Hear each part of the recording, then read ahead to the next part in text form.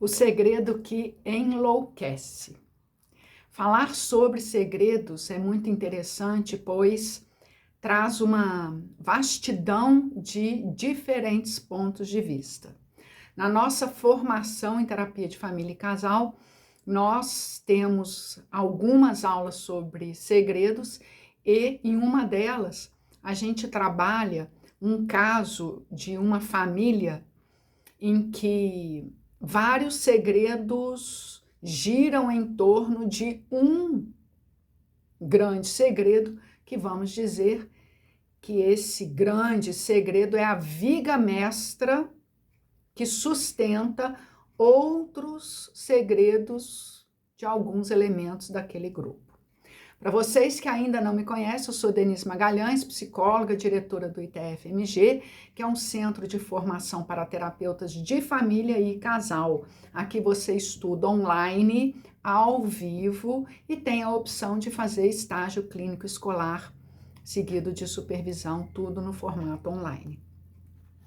Então, eu quero tratar com vocês hoje sobre o segredo que enlouquece. Ocorreu um fato com uma determinada pessoa num grupo familiar. E este fato, ele, por motivos diversos, precisou ser ocultado, sobretudo das gerações posteriores. Portanto, nós temos nesse cenário, que na verdade é um filme, que naturalmente eu não vou falar o nome do filme aqui, uma pessoa numa determinada geração, é protagonista de um fato e, nesse cenário, outras pessoas em torno da protagonista ficam cientes daquele fato. Essas pessoas em torno resolvem fazer um acordo com a protagonista e ocultar aquele fato das gerações posteriores. A protagonista concorda por ser a única alternativa para ela em manter aquele fato oculto das gerações posteriores. Interessante a gente pensar que, por ser a única alternativa para essa protagonista, ela não tem voz ativa, no sentido de dizer, eu quero falar, eu não estou bem guardando esse segredo. Ela não tem essa voz ativa. Ela precisou, a contragosto, nada dizer. A ponto, olha que interessante, eu posso falar porque vocês não vão conseguir identificar o filme, a ponto de esquecer o fato acontecido durante décadas.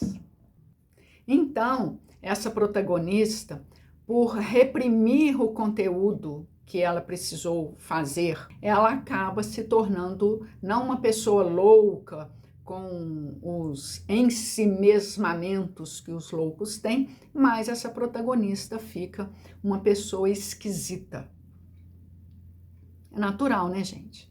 Em outro vídeo, eu vou botar o link aqui em cima para vocês, eu falo da tensão psíquica do guardião do segredo.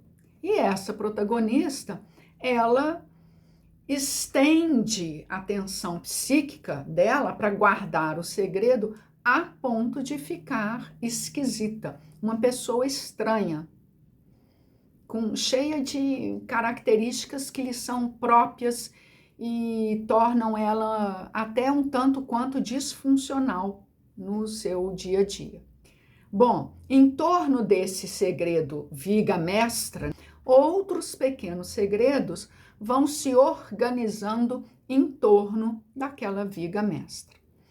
Gerações posteriores vão nascendo e o segredo se mantém oculto até, naturalmente, né, pessoal, a página 29.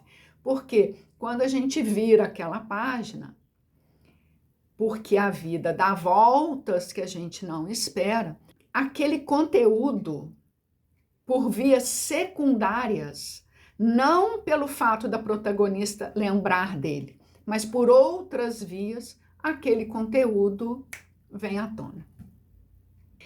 É interessante a gente ver como que ela reage quando ela lembra do conteúdo.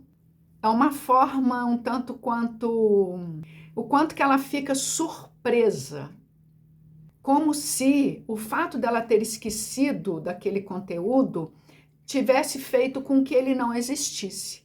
Então, quando ela se dá conta da lembrança, ela fica surpresa de uma forma que, na verdade, é encantadora, né? A forma como ela se surpreende com a lembrança daquele conteúdo. Imaginem vocês um conteúdo vivenciado por qualquer um de nós e por motivos de fora, não pela nossa vontade, por motivos de fora, a gente tenha que se afastar, dissociar de um determinado conteúdo que a gente tenha vivido, e anos vão passando e aquela dissociação vai ficando cada vez mais cristalizada a ponto de a gente perder de vista aquele conteúdo. Quem está na área psi sabe o que eu estou falando sobre fatos dissociados.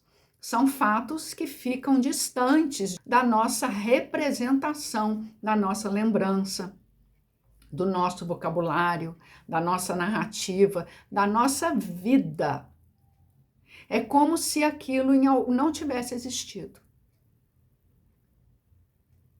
Até que, como eu falei, por outras vias, a protagonista lembra, e quando lembra, ela lembra, é muito interessante, lembra de uma forma que ela se espanta com a realidade que ela própria viveu.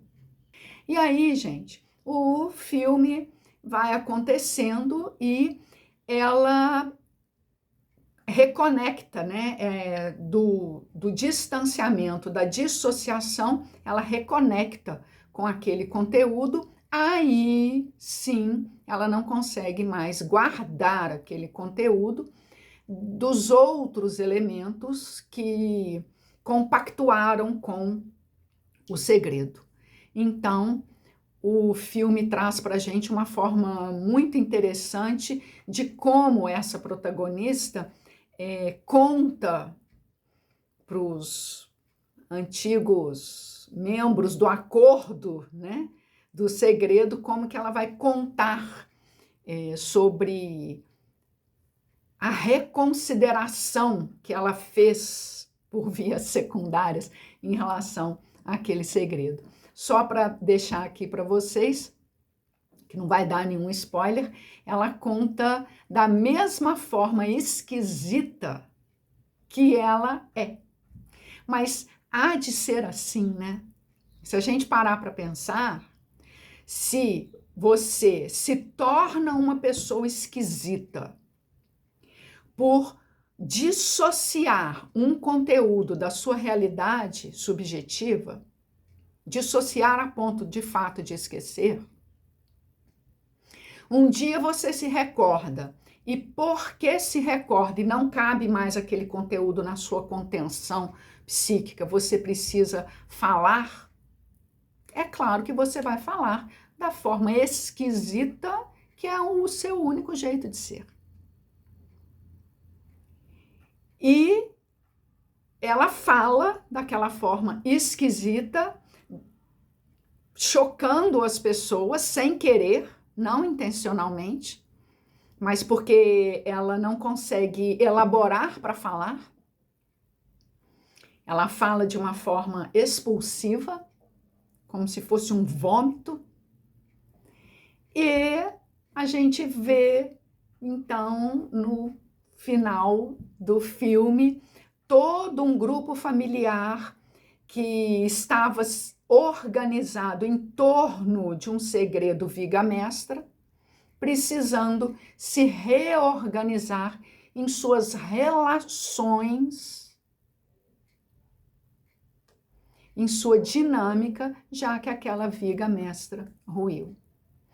É muito interessante a gente desdobrar os nossos estudos em relação a esses temas, por exemplo, os segredos no grupo familiar, os segredos na conjugalidade, porque a gente vai vendo como que eles organizam as relações.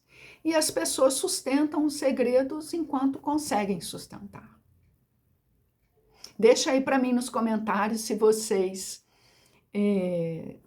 passaram na clínica de família, sobretudo, de casal também, né, por algumas questões, como alguém tem um segredo, como falar, ou já contou e a família não está dando conta de viver com aquela nova realidade. Deixa para a gente aí nos comentários, para a gente pensar em conjunto. Muito obrigada pela atenção.